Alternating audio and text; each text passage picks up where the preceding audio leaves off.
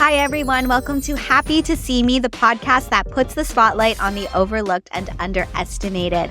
I'm Erika Casupanan, and this week I'm speaking with Hannah B of Health by Hannah B.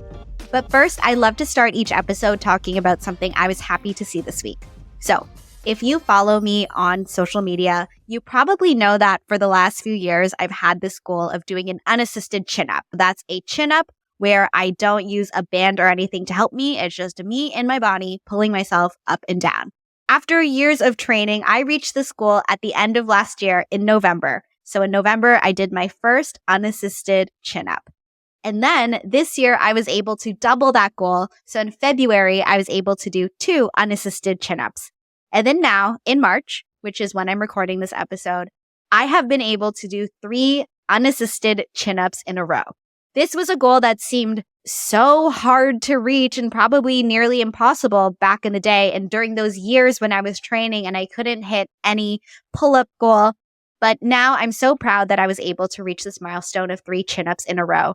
Part of the reason why I'm so happy to see this moment is because back in my 20s, before I did reality TV, I used to work out a lot.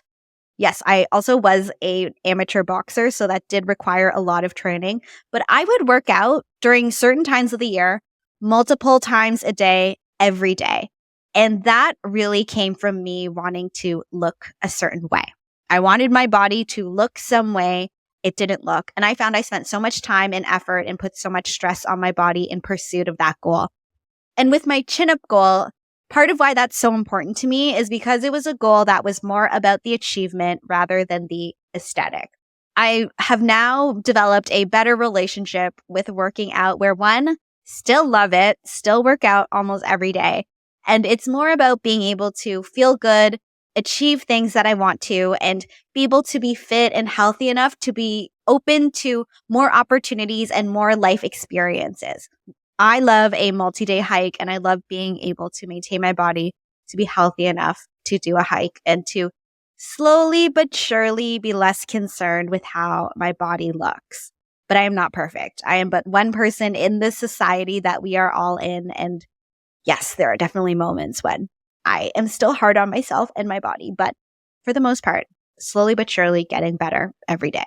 So that is what I am happy to see this week. Let's see if I can go for 4 chin-ups. So this happy to see moment aligns perfectly with this week's episode because I am speaking with Hannah B of Health by Hannah B. Hannah is a content creator, podcast host, writer, and the creator of the Chronically Confident community. Their content was born out of their body acceptance journey after they were diagnosed with 2 chronic illnesses when they were a teenager, having stomach reconstruction surgery at 17 and discovering powerlifting at 22. They struggled with body image for years before discovering the concept of body acceptance. In this interview, we talk about what it was like to get diagnosed with chronic illnesses as a teenager, the weight fluctuations that followed, and their journey towards self-love and building body confidence. Hannah educates us on the concept of body acceptance and how that's different than body positivity. And they give us advice on how we can start to foster body acceptance today.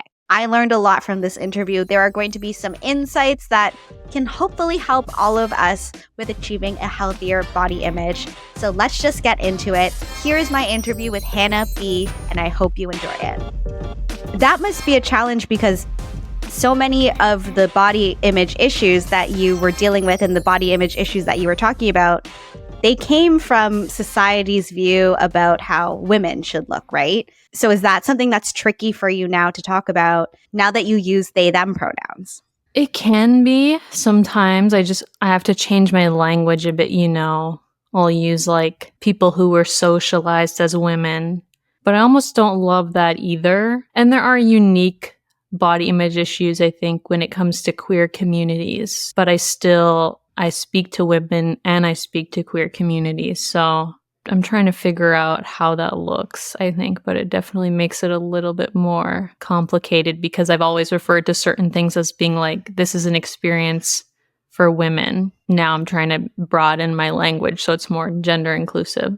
Yeah, I love that you brought that up. I know that when you talk about your approach to body image, you love to bring up how when we talk about body positivity, body inclusion, body acceptance, it often overlooks certain experiences. So I can't wait to get into all of that with you. I know that we were talking, listeners, we were just chatting, and I'm like, you know what? I'm going to hit record right now because I think that there's going to be some good stuff here. But why don't I backtrack and introduce you to today's guest? So today I'm speaking to Hannah B. Hannah, welcome to the podcast. Thank you so much for having me. I'm so excited to be here. So can you tell everybody a little bit about what you do? Of course. So I'm a content creator, a writer, speaker, an artist, activist, so many titles. I never know which ones to use. All of my content and everything surrounds on teaching and helping women and gender non-conforming people to be more confident in themselves and approach life with confidence, because I believe that confidence is a skill that anybody can learn to integrate in their everyday life. And a lot of the work that you do and a lot of your point of view when it comes to confidence, it was really triggered by your experience being diagnosed with a chronic illness when you were a teenager. So when did you get diagnosed with a chronic illness? So I was diagnosed with 2 chronic illnesses when I was 15. So I was diagnosed with arthritis and ulcerative colitis, which is a kind of inflammatory bowel disease. Many people have heard of Crohn's before. So I was really young. Those things are often not things that affects people until much later in life. Oh, I can imagine. I know that in high school, the last thing you want to do is be different. The last thing you want to do is stick out. You want to feel like you're just like all the other teenagers. So to be faced with this news that, as you said, is something that people normally hear about later in life, I could only imagine the strain that puts you under both physically and mentally. How did this chronic illness affect your body and your life in the first few years? It definitely affected me majorly, partly for the reason you said. You know, I was young and I was in high school and I had a lot of friends who, quite honestly, none of them were experiencing anything like this disability that I was going through. And it was really hard to relate. And I felt that feeling of isolation mentally a lot for sure. And to be honest, I didn't realize at the time that a lot of it was different because I was just going through it. You know, I was like, this is normal. It was not normal. But I went through, you know, I'd be going to a lot of doctor's appointments, sometimes up to 4 in a week, constantly in the hospital, constantly trying different medications. And sometimes I would go through periods where I was doing pretty good with these chronic illnesses. It really depends on the person. So some people can have them and have a medication that works for them and they'll be in remission and they won't really have any symptoms. Some people could have the opposite effect where nothing works and they continue to get sick. And people go through flare-ups, so phases where they are more sick often. And when I was around 17, 16, I went through a flare-up that was 2 years long. Wow. And it kept going and going. And I tried multiple medications, at least 5 things that were, I'd have to get an IV for 3 hours and like really major medications. And it got to a point where nothing worked anymore. I tried everything, all the medications they could have given me. I never explored any like alternative medicine because I was young and I didn't really know that that was available. So I got surgery and I got my entire large intestine removed, which is a huge surgery. It is something that people generally get when they are a lot older. Bowel type surgery, I got it when I was 17. And I had no idea when someone was like, you're going to get this surgery. You're going to have to take a month off of school. I was like, why? I don't understand. And then it was really major. So it was a last resort type of situation. So for me, I was not someone who was ever in remission or I got better. I got really, really bad. But then after surgery, my quality of life improved significantly. I still have the chronic illnesses, but I'm not suffering. Like I don't have the severe pain that I had. So I'm grateful for that. Wow, that is a lot to take on at a young age.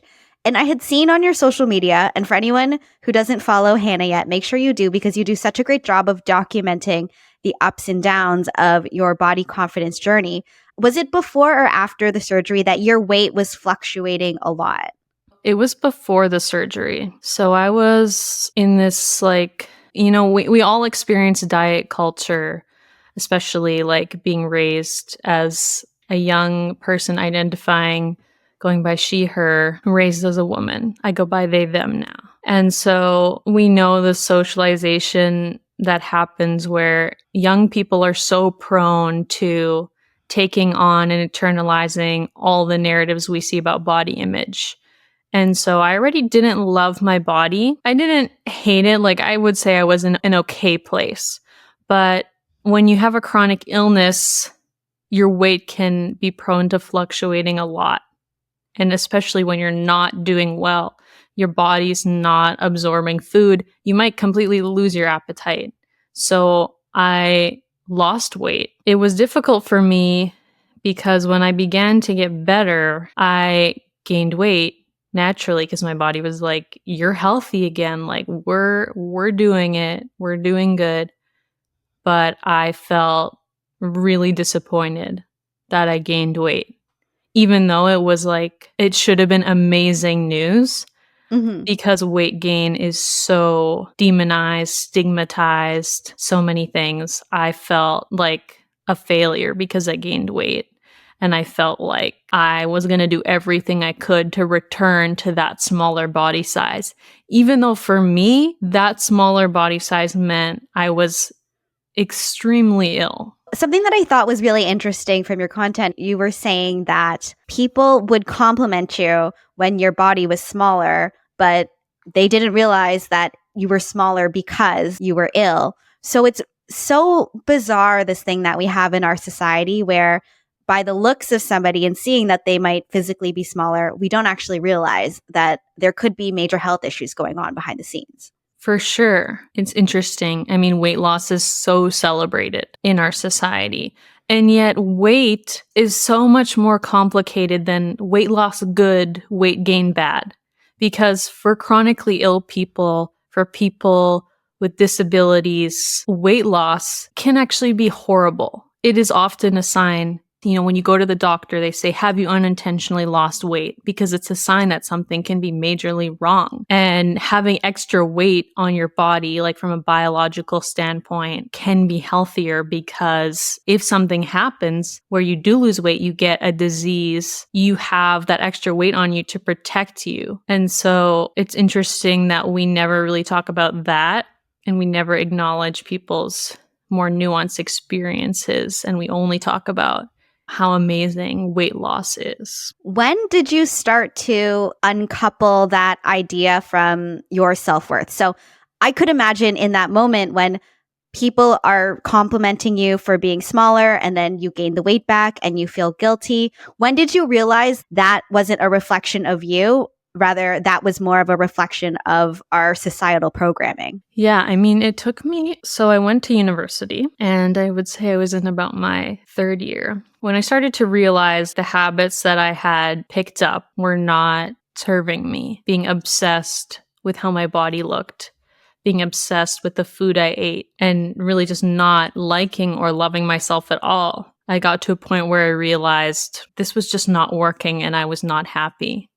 And I was going to do everything I could to claw my way to self-love because that's what it can be like sometimes. It's not like an instant thing where suddenly you get somewhere, suddenly you lose the weight, suddenly you like yourself. It's like a daily practice. And so I started the journey. I started with how I was eating and trying to follow more intuitive eating principles, which took quite a lot of practice and becoming more accepting of the weight gain, accepting that this was the body that I had, and also taking that into my fitness habits where I started powerlifting, and that was a lot more healthy for me because I was focusing on strength instead of changing my body. Did you find that through powerlifting and that focus on strength, it was able to help you shift your mindset in other parts of your life too?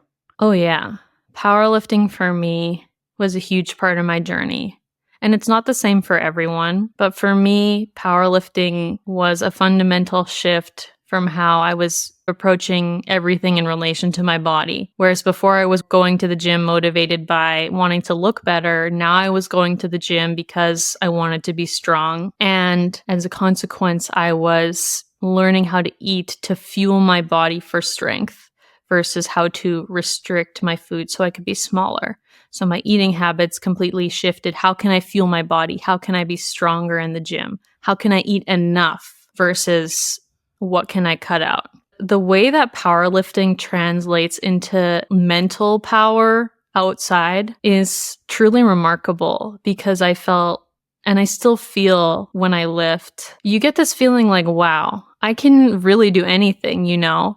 Because often when you're in the gym and you're pushing yourself, you realize how much more your body can do than you really think it can do.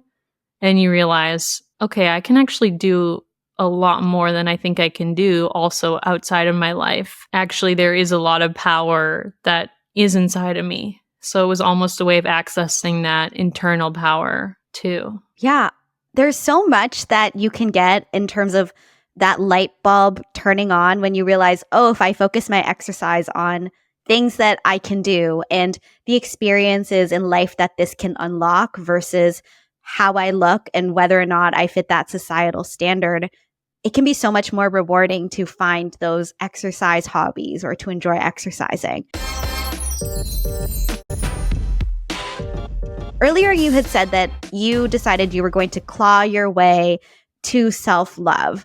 So something that I notice when I talk to so many guests on this podcast, it's that self-love is not something that happens in isolation, right? All of the things need to connect together. So for example, with you, with your powerlifting and your mindset, that connects with so many other parts of self-love.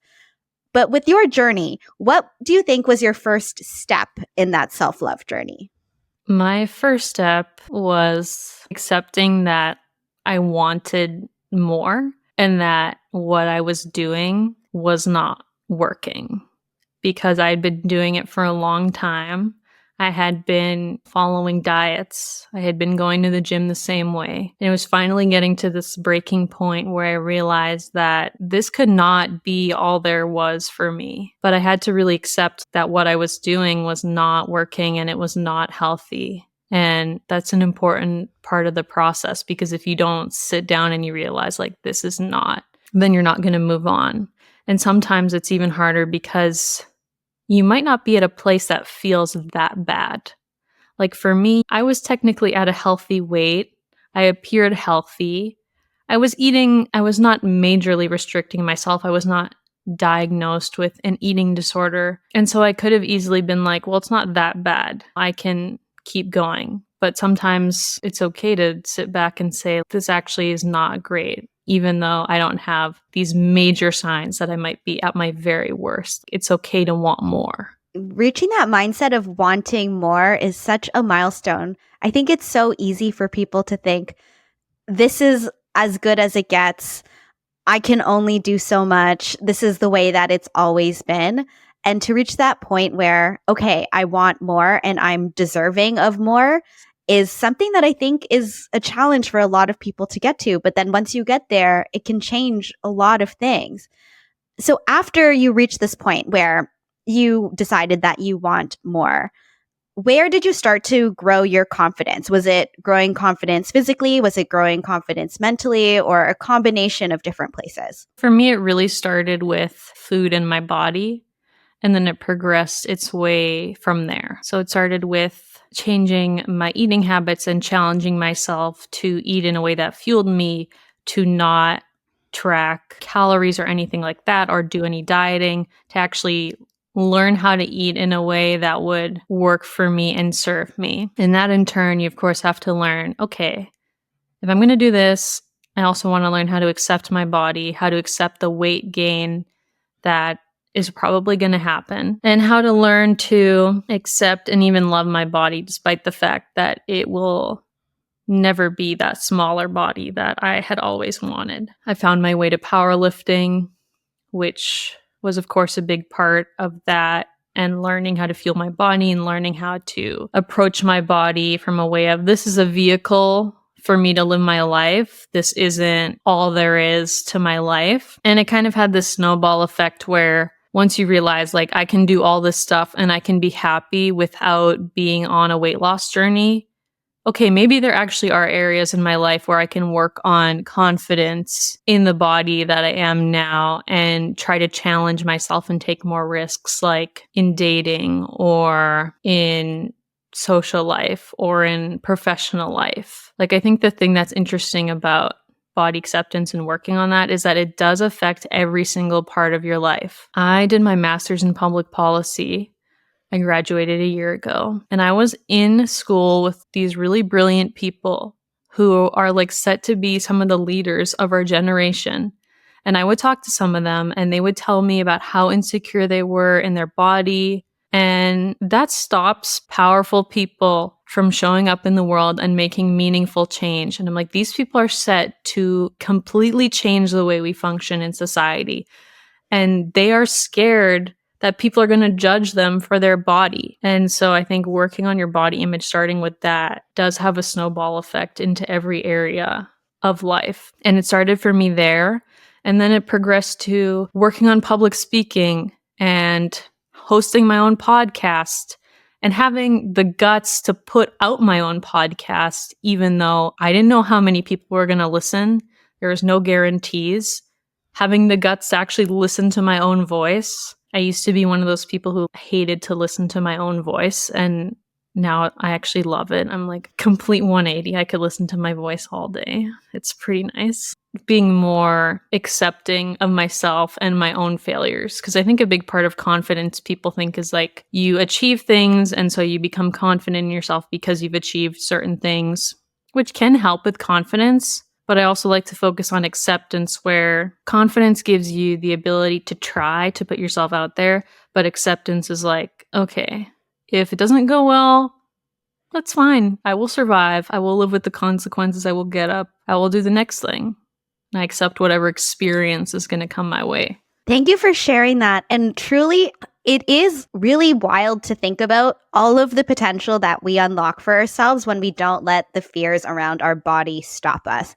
And when you were talking about the people that you did your master's program with, I can, in a way that I feel guilty about, I can totally relate. This is a story I don't think that I've shared on the podcast before, but when I went to Film Survivor, there was another woman on my starting tribe, and we had an inside joke that we would say over the first few days of us playing the game, where we'd be like, hopefully we look skinny on TV. And it was like our inside joke. But then also, I know deep down, neither of us were fully joking. And both of us did have fears about not looking skinny on TV. And if you think about that within the context of, we are on Survivor, we are about to lose a bunch of weight and enter this unhealthy level of being small. But still, that diet culture and that pressure that we put on ourselves societally, we could still feel nervous about not looking skinny enough on a show when we're all about to starve on TV. And I know that that's not a healthy mindset.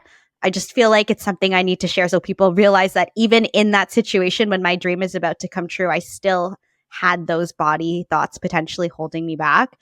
But then I think after going through that experience, and after realizing, okay, it's really tough on your body, and after seeing everything that I achieved, I remember watching the show, and there was a confessional that I did where I'm in my underwear and my sports bra sitting on the beach, and I see the rolls of my stomach, and I'm like, if I had seen this image of me a year ago, 2 years ago, I think it would have been alarm bells, and I think I would have been so upset to see a version of me like that on TV. But then at that point, I'm just like, okay, that's just what I looked like. And that's the body that helped me achieve this big thing.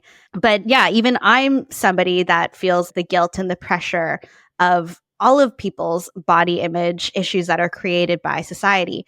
And I think part of why I appreciate the way that you talk about body confidence is you talk a lot about developing body acceptance. Can you define what body acceptance means to you and how this might be different than body positivity?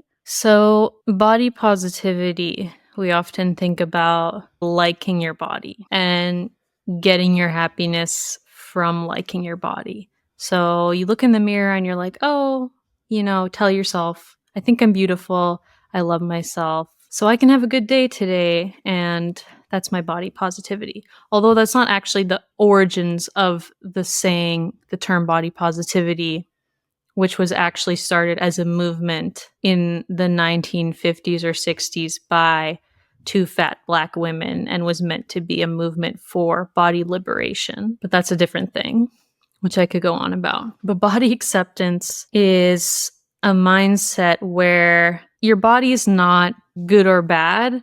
It just is. You're just here. You exist. This is the body that you have. This is a body you're born with. It's not going anywhere. Most people don't have thousands of dollars to spend on different surgeries and BBLs and all that stuff. So this is the body you have, and you have choices there. You can either say, I don't like this body. I'm going to be at war with this body every day, and I'm going to do everything I can to change it from being the one I have. And for a lot of people, going from that to loving your body is pretty inaccessible because you just think, how the hell do I love my body? I have no idea. And so an in-between, and I think where everyone should start their foundation from is body acceptance, where you just work on feeling neutral about the fact that this is your body and just accepting, this is my body, this is what I got. Okay, where can I go from there? And so if you're looking in the mirror, you get up in the morning, you look in the mirror and you start to have those thoughts, oh, I can see my rolls and I don't like this. Shifting to a perspective of acceptance, you could say to yourself, my body is the least interesting thing about me. I can actually have a great day today. Doesn't really matter how my body looks. It's my body and that's it. And I can still go on and do the great things that I'm going to do. You're not gaining all of your confidence or your mood based on how you feel about your body that day. You're at a place where you're like, okay, this is my body. I accept that it's my body. Now I'm going to move on and do other things. So the thing about body acceptance is that it sort of takes the pressure off of you being obsessed with your body, either negatively or positively, and reminds you that there are other things in life that are more important. And I really love the mantra, my body is the least interesting thing about me, because it kind of embodies body acceptance. Like, yeah, my body, it's cool, but like there's so many other amazing things that I'm going to go out and do. And my body is the least interesting thing about me. It's true. And it really relieves a lot of the pressure when your body no longer has to be this thing that you need to sculpt or shrink in order to fit somebody else's perception, or even what you believe somebody else's perception of you would be. I've seen when you've talked about the mainstream conversation around body image and body positivity, you've said that it overlooks some diverse experiences. Can you shed some light on some areas that might be missing from the mainstream body image conversation? Definitely. When we started talking about body positivity and it started to become a really popular topic, the origins of the movement really got lost. And it became about people who are mostly in straight size bodies, which is like a size 12 or below, because that's sort of the most accessible size you can get when you're shopping, or typically what is acceptable, which for the record, I am that size. I'm a size like 12, 14. So that's my life experience. But the movement got lost because the origins of the movement were about fat liberation. And they weren't about, we're going to like ourselves as fat people. We're going to like diverse bodies. It was about that, but it was also about a lot more. It was about erasing the systemic discrimination that fat people face in society in about every single aspect, from going to the medical doctor to getting hired. There are statistics that show that fat people are less likely to be hired, less likely to be promoted, less likely to be paid as much as their peers, less likely to get good medical care, like very basic human rights. And so it was about that. And then it kind of became this mainstream movement where we were looking at ourselves and we were like, I'm body positive, look at me, I take a photo, I like how I look. And like, that's great. but that is not what the original origins of the movement were. So there's that. There's an actual discussion about larger bodies, because many people will go on their journey of unlearning diet culture, but they will never get to the part where they learn how to actually accept their own weight gain and accept the weight gain of other people, which is a really fundamental part of this whole thing, so that all bodies can have equality in society. And we also really miss the conversation about chronically ill and people with disabilities, because when I think about the modern body positive movement, it is okay, I'm beautiful, I like my body, and that's what's important. I really want to have to like my body. The people who are struggling with the function of their body have a completely different experience, where you might not want to like your body because it's not functioning as it should, and I use quotations, should function, because we see really only able bodies represented in society, and we don't see the diverse experiences people have with their bodies and how that might change your mindset towards your body. I've had a lot of conversations with people who have disabilities, and I know people want to get mad at their body for that. A lot of that blame, they want to feel resentful toward their own body. And that's a completely different experience than not liking your body because of how it looks. And in that experience, you're also dealing with systemic issues in your everyday life, from everything, school, work, jobs, social life. It affects everything. We need to be inviting people with more diverse experience to the conversation, and also making sure that it's not just about us liking ourselves, but it also ends up changing political change. And, the kinds of representation we're seeing, and the kinds of policies we have, and the kinds of language we're using. That's part of the reason why I am such a big advocate for body acceptance, is because for me, it doesn't just stop at, okay, I like my own body, now I'm done. It's about creating that space where everyone can feel like they are allowed to be in their own body, no matter if it is a thin, able-bodied person or not. And there's absolutely nothing wrong with being thin and able-bodied. This is just about creating a bigger conversation for everyone. And there's also absolutely nothing wrong with working on liking and loving our bodies. But again, there's so much more that we don't talk about. It's true. I think that the mainstream conversation is so focused on just the size, whether someone is skinny or fat, when, as you said, there's so much more to look at, right? Even when you think about people who are gender non-conforming and their relationships with their bodies, it's probably so much more complicated than just the rah-rah love your body that we hear about in the mainstream. And it's so interesting what you were saying in terms of how people with disabilities or chronic illness, how that intersects with the way that they view their body, and how there could potentially be that resentment. When you were first diagnosed with your chronic illness, did you have that type of resentment towards your body? I didn't, but it had not progressed so much. And I think I was so in the experience that I didn't even have time to process how I was feeling. But now, and in the last few years, as I got surgery and I thought, okay, I'm in a good place right now, nothing is going to happen. And then things actually did start to happen. Turns out that surgery did not erase the chronic illnesses that I have. I did start to feel that resentment, and I still feel it because, I'm a writer and I've recently developed arthritis in my fingers. And so I can't write. And that could end up in resentment. And sometimes it does. But I think the thing about accepting and loving your body that people don't realize is that it's not always easy to do that. And you have to grieve your ideal body. And so for me, a practice of accepting and loving my body right now, when it might not be doing the things I want it to do, looks like literally grieving that body that I once had, that was, I guess, more able-bodied, in order to accept the one that I do have.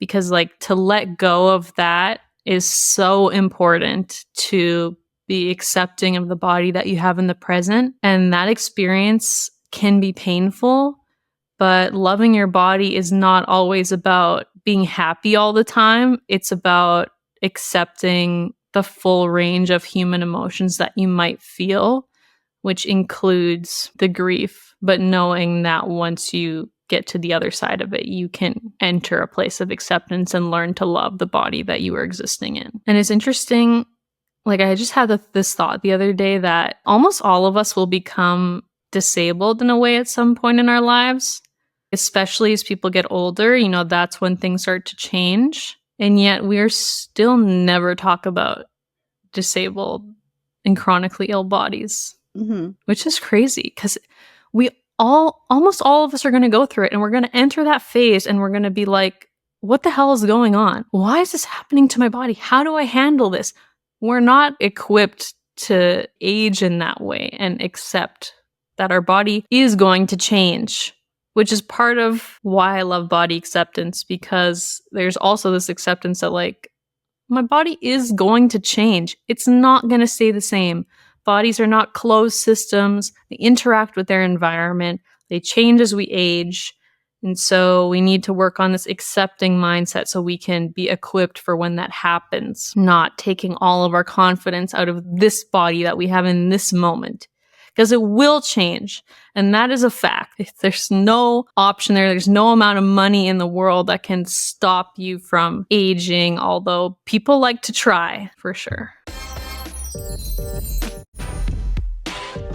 You also have talked a lot about empathy. So how would you define empathy within the context of body acceptance, and why is it important to you? I think empathy in that context for me is about being able to, and like wanting to try to understand people's different experiences with their body and, feel for that, not take on all of their trauma and stress, but just be able to really try to understand. And I think that's important because we need to be able to understand that there are so many different things that people face with their bodies. I had this conversation with my very able-bodied male friend who is a personal trainer. Bless his heart, I love him, but this conversation was difficult, where I basically had to explain to him, like, this is what it's like to be in a chronically ill body. This is what it's like to function in society, where you can't just decide, okay, I'm going to get my body to do this thing. You have these built-in restrictions in a way. And like, he's a personal trainer. What if someone came to him with a disability and they were like, I need you to help me work around what I'm working with, and he was unequipped to do that? Having a disability affects every single area of life, whether you're going somewhere and there's an accessible way in to, you're in the workplace and there's flexibility and you can take time off. I've always struggled with full-time jobs because I've never been able to get the accommodations I need, ever. If we had a world where we could actually try to be empathetic towards the different experiences people go through with their bodies, it would maybe be a lot more accessible of a world. And like we said, we're all going to be disabled at some point. Not all of us necessarily, but a lot of us. And bodies, they belong everywhere. They're so important. They're sacred bodies. They have such a different perspective on the world. I mean, imagine like, there's this whole world built for you. It's supposed to be for you. And you just feel like you can't access so much of it. Like, you're obviously going to have so many ideas on how things could change for the better. And yet we would rather, at this point, seems like, dehumanize these bodies instead of saying, okay, these are really important bodies that we need to bring to the table. So empathy is a big part of that. When it comes to empathy and having conversations with other people about body acceptance, are there things that we should stop saying to ourselves or to other people? I personally think that we should not comment on people's bodies really ever. I mean, I'm not going to say totally ever, because obviously there are exceptions to everything. There's nuance in everything. But I personally believe that you should not compliment people's weight loss, especially if you don't know how they lost the weight. I don't think you should talk about people's weight gain, point out that they've gained weight. If someone's gained weight, they already know. They don't need you to tell them, oh, look, he gained weight. What happened? I think we should just try to avoid assuming certain things about people because of their bodies, and also commenting on that which can be hard because, you want to mention like the elephant in the room, something's different. I think people would just generally be happier if we avoided that. And I think a lot of it is unnecessary. I know for me, when people complimented my weight loss or said I looked good or healthy, I was like, I am literally in so much pain. Like, it was wild. So I try to avoid that for sure. Yeah, I remember when I came back from Survivor, one of my friends, we laugh about this now. We laugh about how unhealthy this is now. But I remember I came back, I had filmed the show. At this point, I couldn't tell anybody that I was on the show. And then I had seen a friend I hadn't seen for a few months, and he was like, "Oh my God, you look so good. Have you been working out?" Little did he know I was literally starving and I had lost all of my muscle. So I was like, haha, yeah, I've been doing more cardio. Obviously, months later, he found out I was on Survivor, but now we laugh and he's like, "That was so unhealthy. I cannot believe I complimented you in that state." I'm like, yeah, that was really messed up, but at least we acknowledge it now. Yeah, and I think that's important. And I don't blame people for when they say things like that, or for when, like, for example, you were on Survivor and you were talking about being skinny. I don't think this whole body acceptance is not about blaming people for taking on that mindset, because like we literally hear it everywhere. It's almost impossible to avoid internalizing it at this point because it's so prominent in every part of our world. So it's not about blame or making anybody feel guilty. It's about realizing that this is not the only way of existing in the world. Yes, that's an excellent point. I think that while we've talked so much about having body confidence, if there are people listening and they don't feel confident in their body right now, or they do want to gain weight, lose weight, do something with their bodies, you also have no reason to feel guilty or shameful about that too, because it's just a reality of the system that we all live in right now. Right. And if you don't like your body right now, that's not something to be ashamed of. That's actually a good thing, because you're at such a crucial moment in your journey right now where you can't even get to a place of like, I truly like and accept myself without having gone through those difficult periods.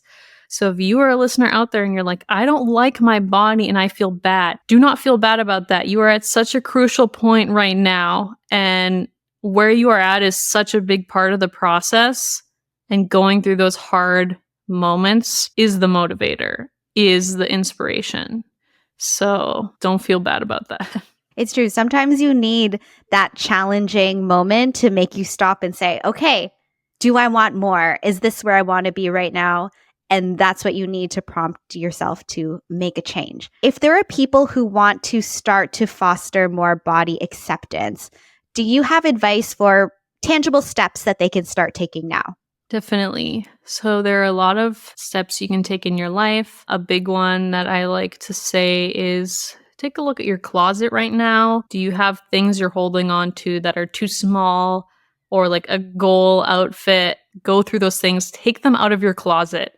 You don't even have to get rid of them right away. Just take them out and put them in a box somewhere in the corner, and don't let them be looking at you all day, because that can really affect your mindset, even if you have a positive, good body image like I do. There's just something about putting on something that's too small that just makes you feel kind of eh. So do that. Definitely something I like to tell people to do is focus on like that neutral mindset. So you can practice neutral affirmations. Instead of saying something like, I am beautiful, you could say something like, my body is the least interesting about me, or I don't really like my body right now, and that's okay. Trying to shift from either that negativity or that positivity to more of a neutral mindset. And that is something that is a daily practice. It's okay if you screw up. It's okay if you go a day or weeks without doing it. As long as you come back to it, it gets easier and easier until you get to a point where that becomes your default. But it does require that awareness. And there are a lot of other things you can do as well. I have a lot of different resources with other steps that people can take. If people want to follow along with the work you do, and if they want to join your community and get their hands on more of these resources, where can they do that? So you can follow me on Instagram at Healthy by Hannah B. You can also join my online community through Substack, which is called the Chronically Confident Community. Woo! Where I write weekly articles about approaching life with confidence. And I talk a lot about my own journey. So this is like a combination of more educational resources where I bring in different experts and also just me speaking from like my own confidence journey, because the reality is that confidence is a journey. And so it's about approaching life every day. So I talk a lot about body acceptance. I talk about boundaries, setting boundaries, perfectionism, taking risks, putting yourself out there. And I give a lot of helpful tidbits that you can take away. And that online community is a recent thing I started. So there will also be podcasts, and I'm planning on doing a community event soon. So I polled my audience and they said they wanted to do a confidence dance class. Ooh. So I've been a dancer. I competitively danced growing up. So we're going to do that soon. And you can join for free and still get some writing. So definitely go do that if you want to wake up, check your inbox, and have a little confidence boost from me. Who wouldn't love that? Who wouldn't? Thank you so much for chatting today. I feel like I've learned so many more perspectives when it comes to body confidence, chronic illness, and disability. And yeah, I'm going to go and look in the mirror and just accept that that is just how I look. So thank you.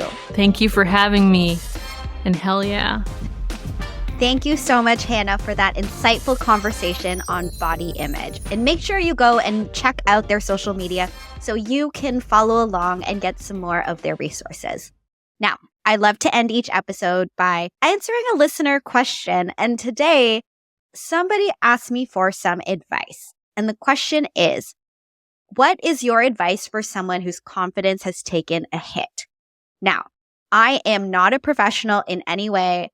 I, of course, defer and say, if you have access to a mental health professional like a therapist, psychologist, or psychotherapist, they are the experts. I am but somebody who has a podcast, and I will do my best to give you advice based on my own experience. So take this with a grain of salt. Number one, I am sorry that your confidence has taken a hit.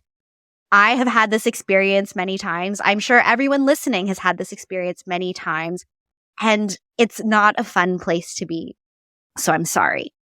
The way that I usually manage when my confidence is shaken, number one, and this is a tough one for me, but try to allow yourself to feel all of the feelings that you need to feel. So it is okay if you feel sad or disappointed or angry, and let those feelings move through you, because I think that through suppressing them and not feeling them at all, that could create bigger problems down the line potentially. So allow yourself to be disappointed, and then try to figure out what is actually making you feel challenged in that moment. So if your confidence being shaken is from feeling rejected or feeling like you've worked so hard on something and you're still not good enough, or feeling like you're not noticed, or feeling like people are not taking you seriously, or people don't feel that you're good enough, have a think about where the root of that might be, because sometimes it's helpful to figure out the root of the problem. And then once you see it, you realize, oh, I have no reason to feel like I'm not good enough, or I know that I am worthy, or I know that my hard work is going to pay off. But that self-reflection, I think, is so important when it comes to these tougher moments. And then from there, what I usually do, so my own philosophy for a lot of things is to start to celebrate the good things and start to identify even the small wins, and then build a metaphorical snowball.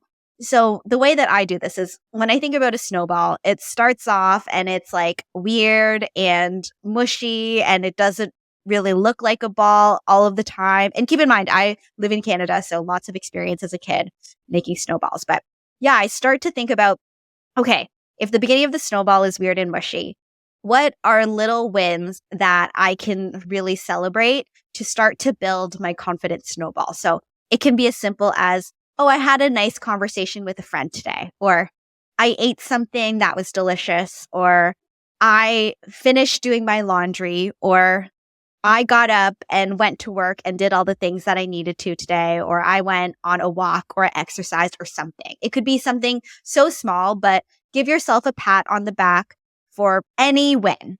Even if somebody gives you a compliment, anything, give yourself a pat on the back for any size of win that you get. And then once you start to identify these wins, what I experience is often I start to see more and more wins. Then I realize, oh, it was a win today that I really liked the outfit I put on, or it was a win today that I got the chance to watch a show that I really liked. And then soon I find that I start to see more and more wins that I can add to this confidence snowball. And as the snowball gets bigger and bigger, I feel more ready to put myself out there and take a risk and to try again. And I find that as the snowball gets bigger, I build more resilience and I am able to withstand more situations that probably would have challenged my confidence in the past, but I am better equipped to handle now because I've gotten through it. So I'd say start small and just start building that confidence snowball. And then hopefully it gets bigger and bigger. And from there, you are going to be set up better to deal with situations when your confidence is being challenged. So I hope that helps. Again, I am not an expert. I am just sharing what works for me. But in any case, thank you to the listener for submitting this question. And if you have any questions for me to either get to know me better or ask me for a bit of advice, let me know. You can share in the comments or you could DM the podcast Instagram, which is at Happy to See Me Pod. Remember, we are on YouTube and everywhere you get your podcasts. And if you can, leave a rating or a review because that helps people to find that podcast, and share this episode if there's someone you know who would need a nice little boost when it comes to body confidence. Thank you so much for listening and spending some time with me today. And I will be happy to see you next Monday.